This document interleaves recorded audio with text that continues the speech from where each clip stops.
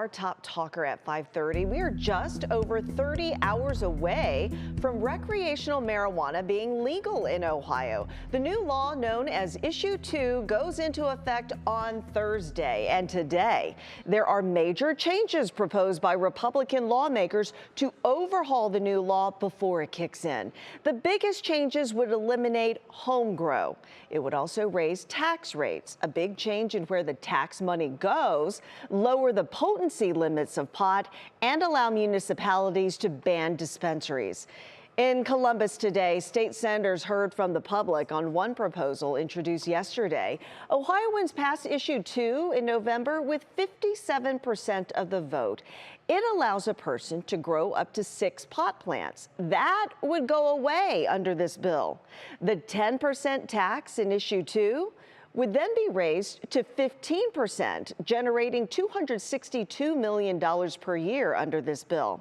Okay, so Issue 2 has the money going into 4 different pots: social equity and substance abuse programs, cities with dispensaries, and the rest for administrative costs. Instead, Senate Republicans want the biggest chunk to now go into the state's general fund revenue. 30% going to law enforcement training and the rest going to substance abuse and safe driving programs. Well, these proposed changes got pushback from organizers of Issue 2. The debate in the Senate is, do we want to completely gut Issue 2? Do we want to completely gut what Ohio voters passed in November, right? Do we want to triple the tax rate? Do we want to outright eliminate home grow? Do we want to eliminate all of the social equity provisions? Republican Senator Rob McCauley introduced the bill, including lower limits to THC. That's the chemical in pot that makes you high.